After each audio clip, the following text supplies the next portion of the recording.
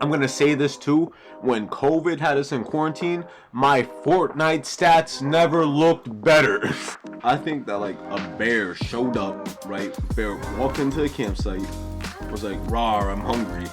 You know, boom, messed stuff up to get the food. She ran away. The bear got her. The bear dragged her back to its cave, dyed her hair blue. Damn, them keys greasy as fuck. Low key, my keys are too. They got a gap.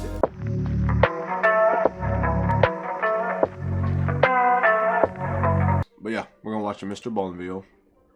Blue-haired woman terrifies authorities by Mr. Ballen, the GOAT. I should get a hat, shouldn't I?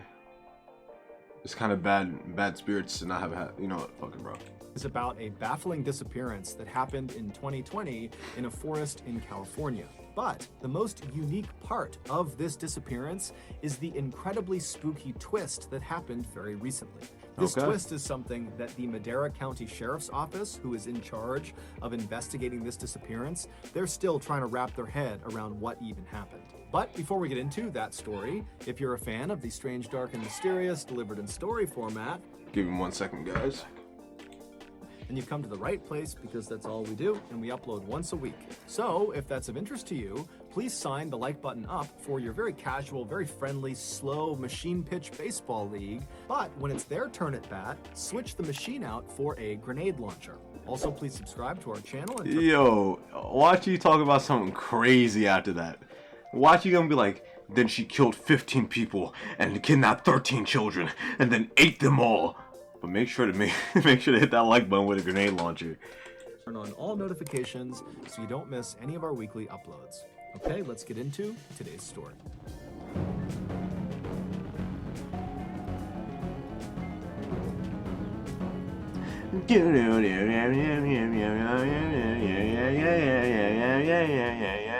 Blue. On March 11th, 2020, the World Health Organization declared that the COVID-19 outbreak was so bad that it had become a global pandemic, which meant this new highly infectious disease had spread virtually everywhere on the planet. And so around the time this global pandemic announcement was made, governments around the world began instructing their citizens to stay home and avoid all physical contact with other people outside of the people that you lived with. The idea being these quarantine measures would help stop the spread of the virus. Initially, world leaders and citizens believed these quarantine measures would have a dramatic impact and it would stop the spread, and before long, COVID would be under control and life would just kind of magically go back to normal. It low-key is, not gonna lie. Like, even now, like, it's been like, what, maybe a few years after?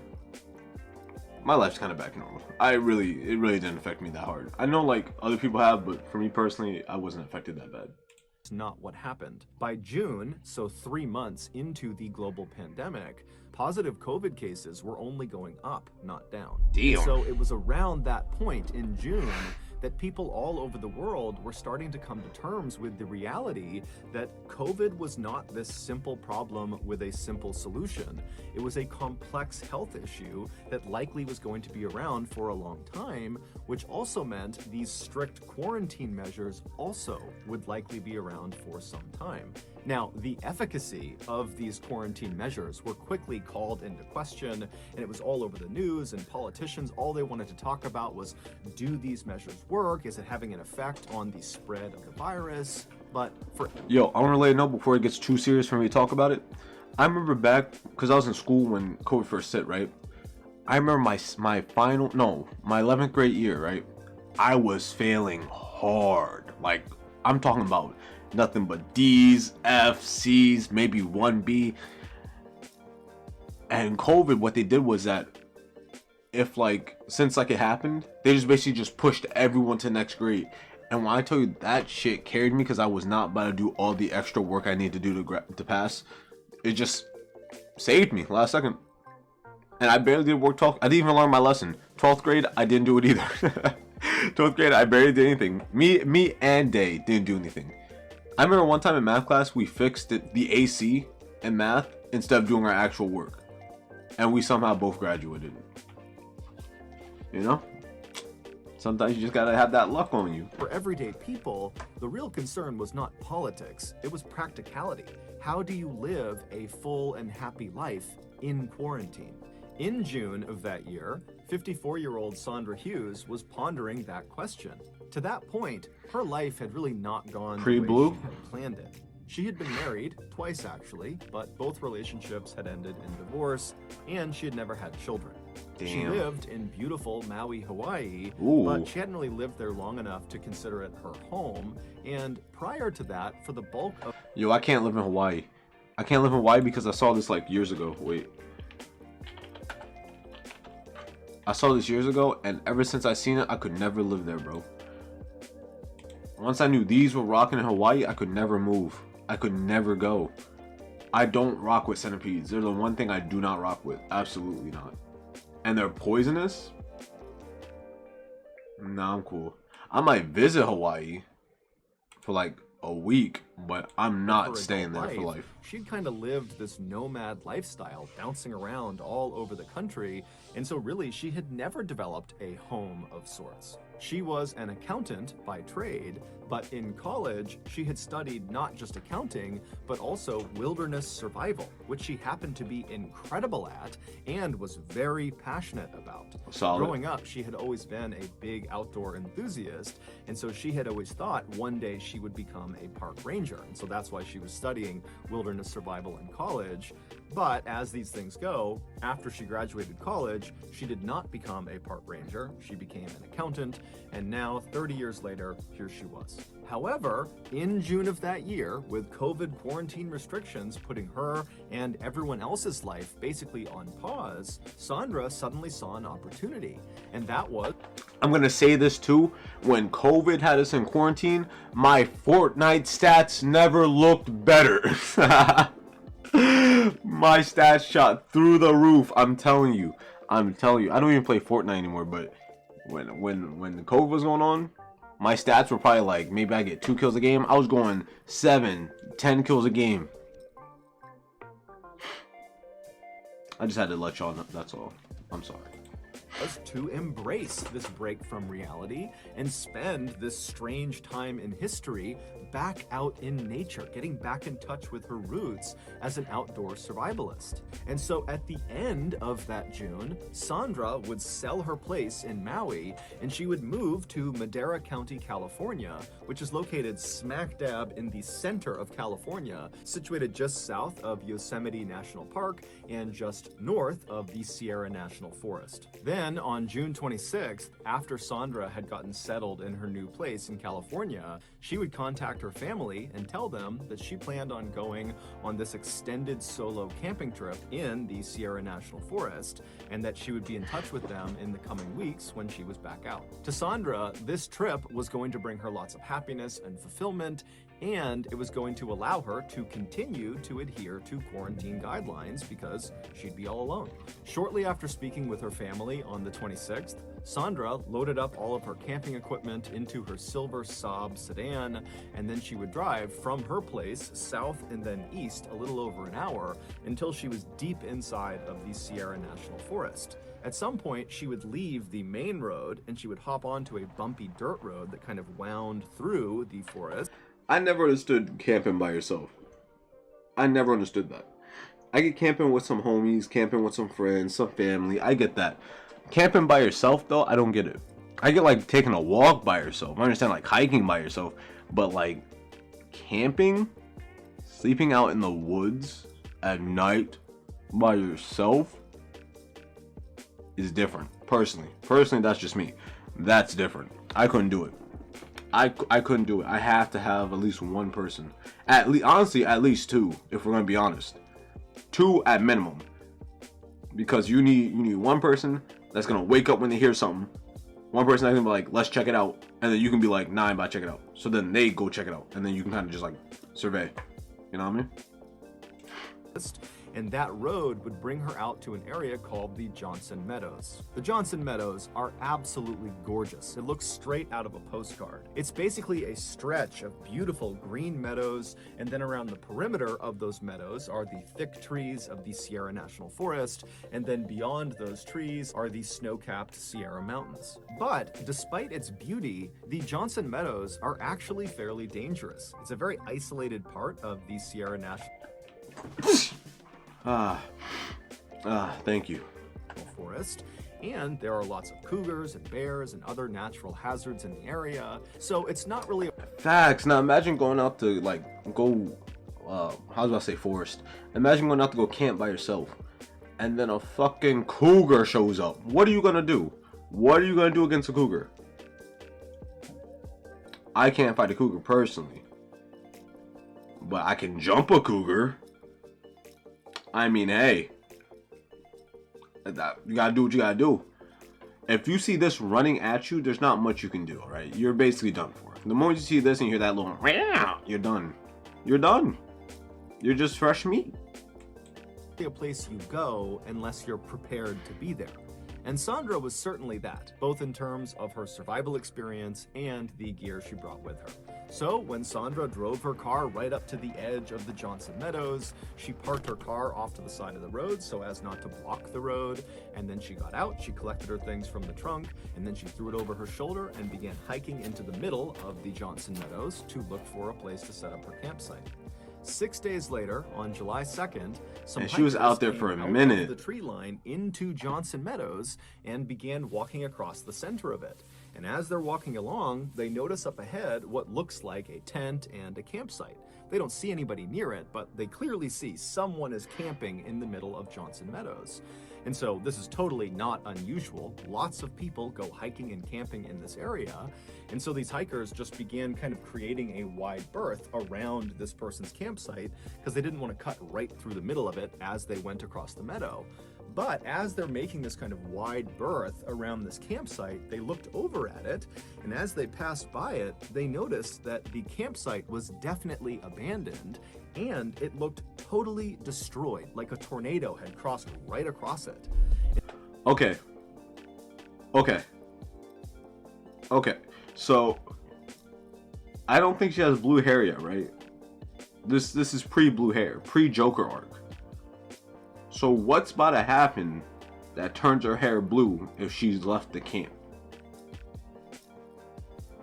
You know what I'm saying? I doubt she brought like hair dye out with her to the forest, to the meadows. And so when they were parallel with this campsite, the hikers decided to actually go over and look at it and see what was going on. And so they walked over to this campsite and they're looking around and they see there's a backpack that's clearly been dumped out and all of its contents are strewn around all over the ground. There's unopened cans of food, there's papers and documents, the tent is in ruins. I mean, the place is just a total mess. And so the hikers didn't really know what to make of this. They couldn't tell if a person had kind of intentionally ransacked the site or if maybe an animal had come through.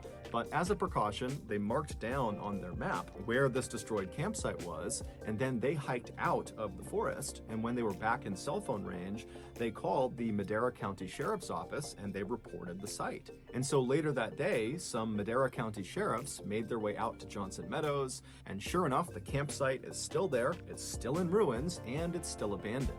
And so they would search the campsite and they would find some ID cards, and the name on those ID cards was Sandra Hughes. The sheriffs would leave the forest and get in touch with Sandra's family to find out if they knew why Sandra had left her campsite the way she had. But when Sandra's family heard about the state of Sandra's campsite, they had an immediate and definitive reaction to it. They told the sheriffs that Sandra was incredibly environmentally conscious and was very cleanly, and so she would never, ever leave her campsite looking that way on purpose. Something else had to have happened. The family would also tell the sheriff. Okay, pre-reveal thoughts. I think that like a bear showed up, right? Bear walked into the campsite, was like, "Rawr, I'm hungry," you know, boom, messed stuff up to get the food. She ran away. The bear got her. The bear dragged her back to its cave, dyed her hair blue, and it was like, she's not ready yet, we're gonna let her ripen, and then we're gonna eat her. And now they plotted on her. But she about to turn up that they had not spoken with Sandra since the 26th when she started her trip, and so they had no idea where she could be now. And so naturally, the family was concerned, the sheriffs were concerned, and so that day they filed an official missing person report. Over the next 2 days, a massive search was launched in Johnson Meadows and the surrounding area to look for Sandra. And so hundreds of people were out on foot, they had sniffer dogs out, there were helicopters in the air, and during the search, the Madera County Sheriff's Office was interviewing anybody who was out there, hikers, campers, and asking them if they had had any contact with Sandra, because Sandra was actually quite distinctive looking. Before she left for this trip, she had dyed her hair blue. You said before she left? Are you sure? It wasn't the bear? Okay. So, slight variation on my story. Just the bear didn't dye the hair. That's all. But unfortunately, no one had seen Sandra, and despite this massive search effort over these first 2 days, nothing new was discovered that could lead authorities to where she had gone. But then, on July 4th, so 2 days into her disappearance, Sandra Hughes was spotted.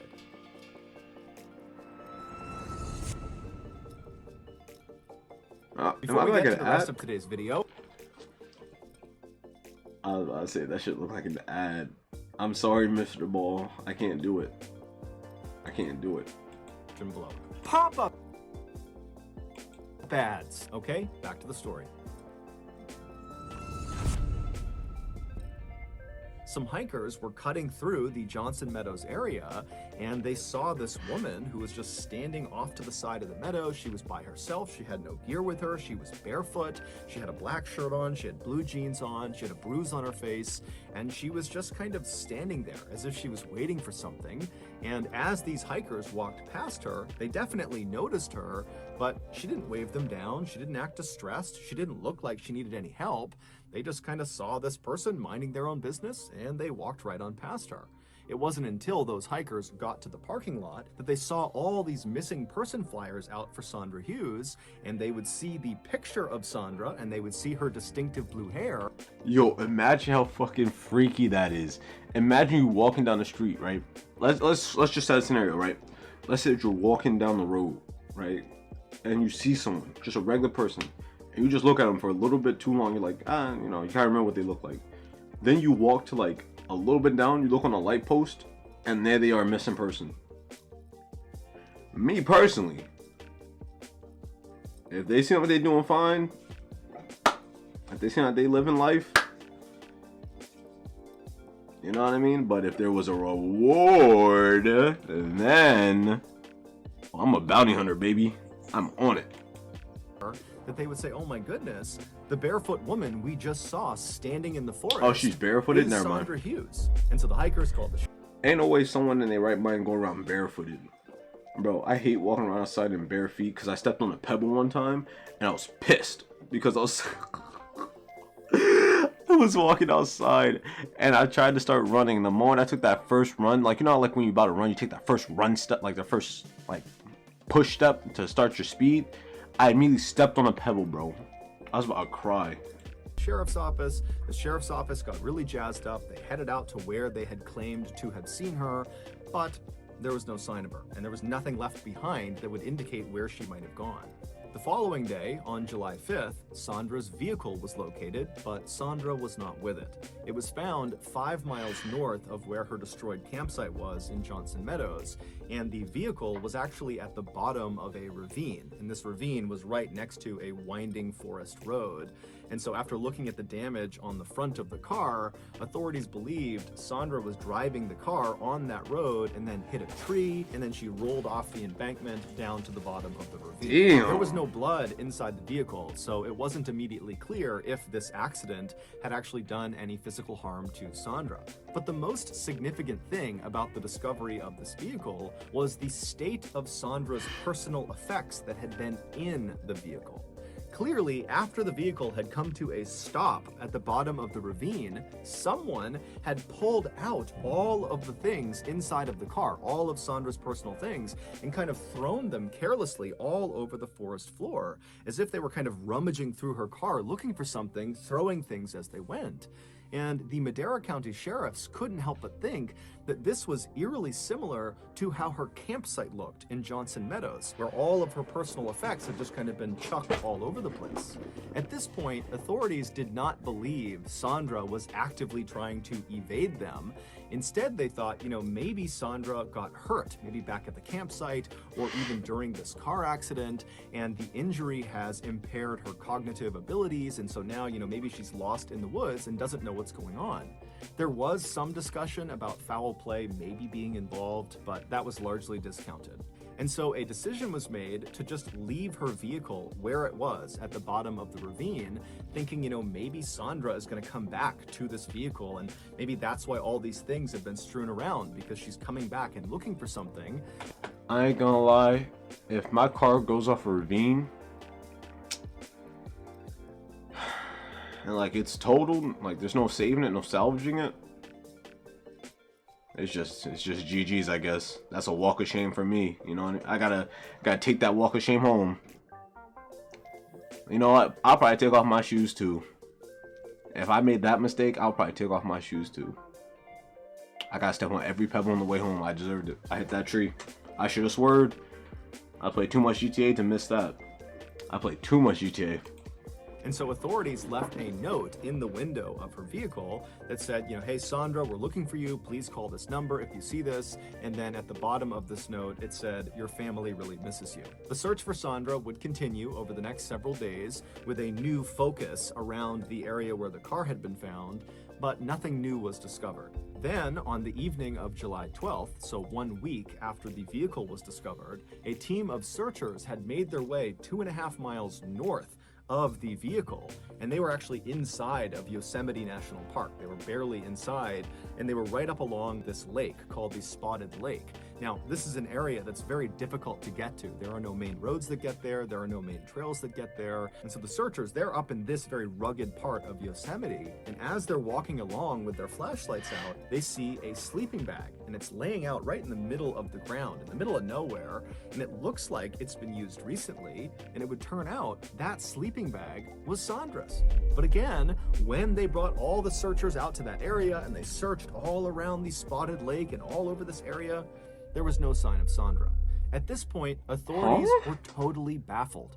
On a map, Johnson Meadows, where her first campsite was, then her vehicle, and then this sleeping bag were all more or less in a straight line going south to north. It was almost like Sandra, from the day she went missing, had just begun slowly working her way to the north, but she was doing it without any equipment and most likely barefoot in an area that was steep and rugged and dangerous and full of cougars and bears. And so authorities knew if they didn't find her soon, even if she was doing this on purpose, she was likely going to succumb to the elements.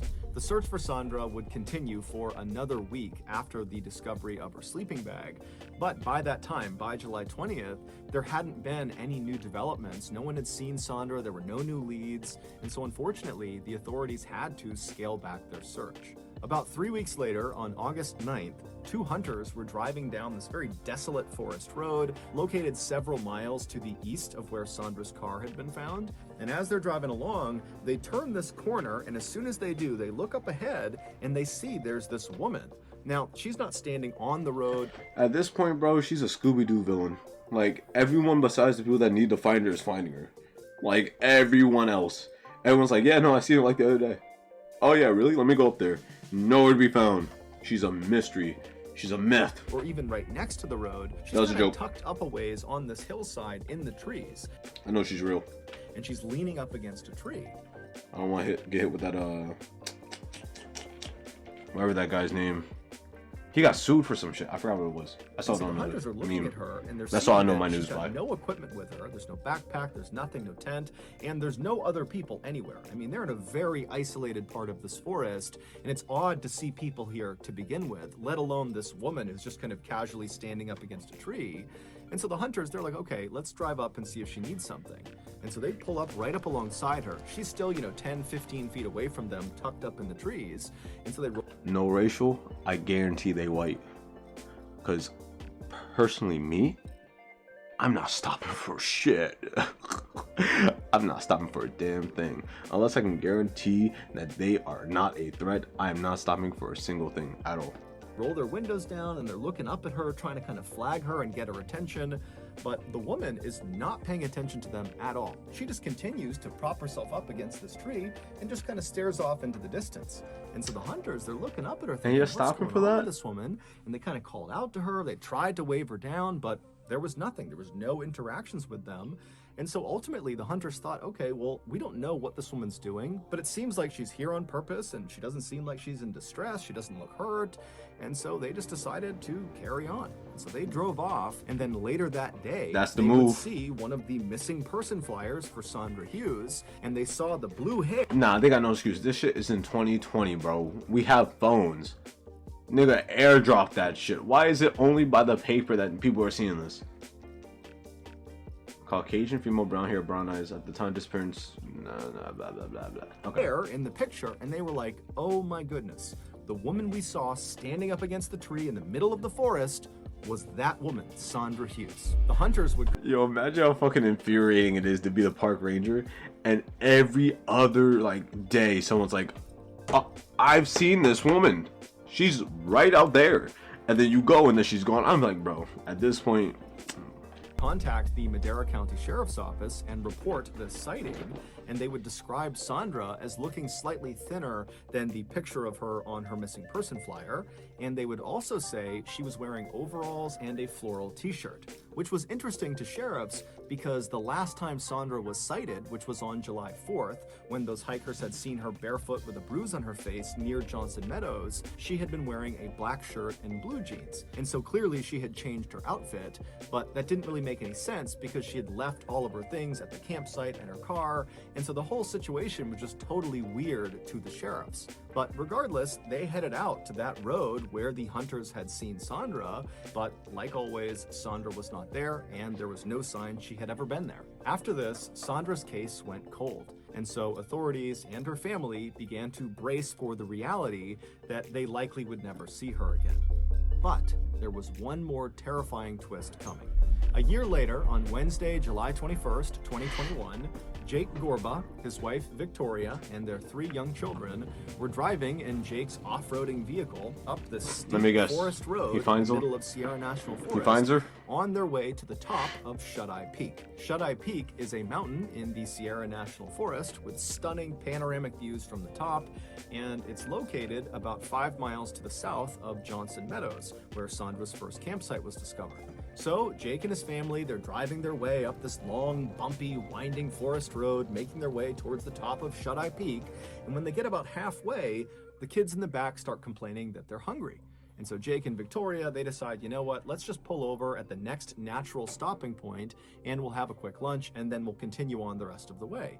And as luck would have it, the road they were on would actually level off and lead them to this kind of short, flat section of the mountain. And in this flat section was this beautiful little meadow that butted up against some trees. And so Jake and his wife thought this is a great place to stop and have a little picnic. And so he pulled his truck over on the side of the road. He parked it, he turned the engine off, and then as Jake and his wife are kind of gathering up their things before they get out of the vehicle to go prepare this picnic lunch, they hear their 3-year-old son, named Caden, who's in the back seat right near a window, start talking. And so Jake and Victoria instinctively turned around to see who Caden was talking to. And they saw Caden was not talking to himself. He was not talking to his siblings. He was turned and looking out his open window, looking across this small meadow into the forest, engaged in some sort of intense conversation with somebody outside. And so Jake... Yo, that's crazy. Imagine it. Just imagine you're driving the car, right? And your son's like having a convo back there. You're like, why are you guys talking? Like, be quiet. He's like, he's not talking to me. What do you mean he's not talking to you? What are you talking about? Looking out the window, having a full-on conversation. A full-blown conversation. You look at what he's looking at. And there's someone in the woods, bro. Fuck a picnic, bro. Fuck a Jake and picnic. Victoria, they see their son and they look out the window in the direction he's looking and talking, and they don't see anyone. And so Victoria, Oh, that's she even looks weirder. at her son and goes, "Caden, who are you talking to?" And what he would say to her would send goosebumps all over her body. And in fact, what would happen over the next several minutes from that point onward was so unsettling that Jake and Victoria decided, you know what? We're not going to the top of Shut-Eye Peak. We're turning around and we're leaving. Oh my And so god. they would Smart speed ass out of the moves. forest and they would get back home. And that night, Victoria would make a Facebook post What'd he about say? what her son said and this terrifying ordeal they experienced on Shut-Eye Peak. Damn, them keys greasy as fuck. Low key, my keys are too. You And gotta cap. post it. And that night, the Madera County Sheriff's Office would reach out to Victoria via a Facebook message, and they would tell her, "Hey, we saw your post. Can we please speak to you and your son?" And so the next day, the sheriffs met up with the Gorba family, and after speaking with Caden and hearing what he had to say, they would leave that exchange just as unsettled as Caden's parents. The day before, when Victoria turned around and looked at Caden and said, "Who are you talking to?" Caden would turn away from the window and look at his mom, and he would say, "There's a woman out there and she needs our help." And he starts pointing out the window. And so again, Jake and Victoria, they look from their son back out the window into the tree line, which is where Caden is pointing, and they don't see anyone. And so they turn back to Caden and they say, "Honey, we don't see anyone out there." And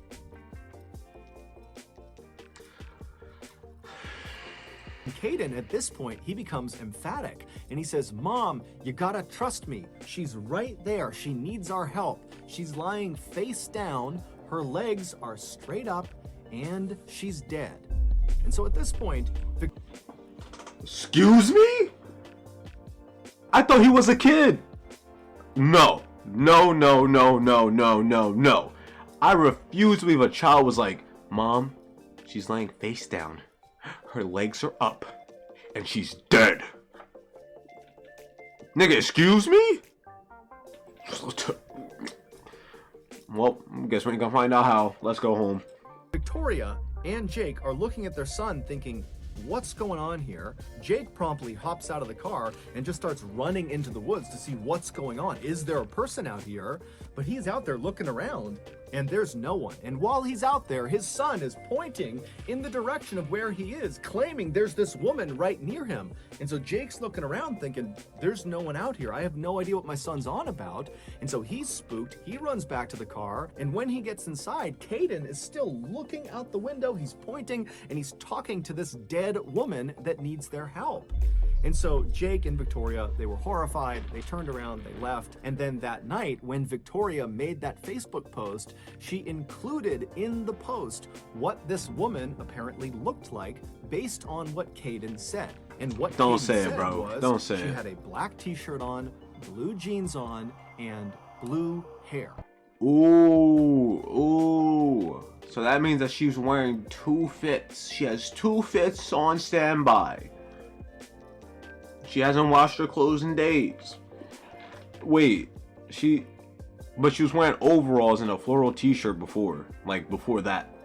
So that means that she swapped between, okay, bro.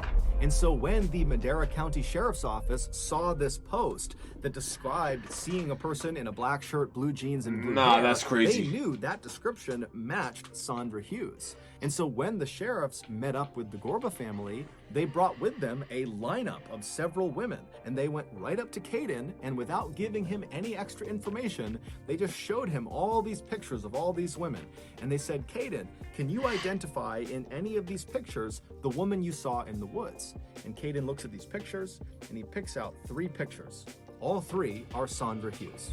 The sheriffs, along with Caden and his father, they would return to that section of Shut-Eye Peak to search the tree line near the meadow to see if there was any sign of Sandra or any indication that she had been there, but like always, there was nothing.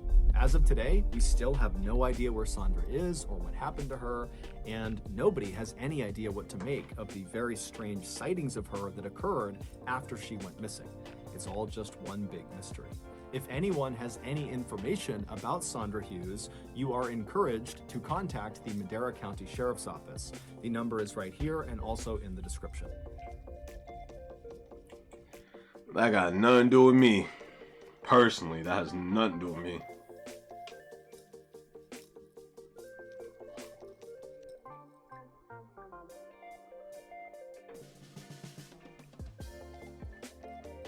Well, best of luck to them. I hope they find her. All I know is that I'm not about to be the one to go look. What? Wow, imagine if I went to my first time camping and I find her. Yo, I'm turning that bitch up. I'm going crazy.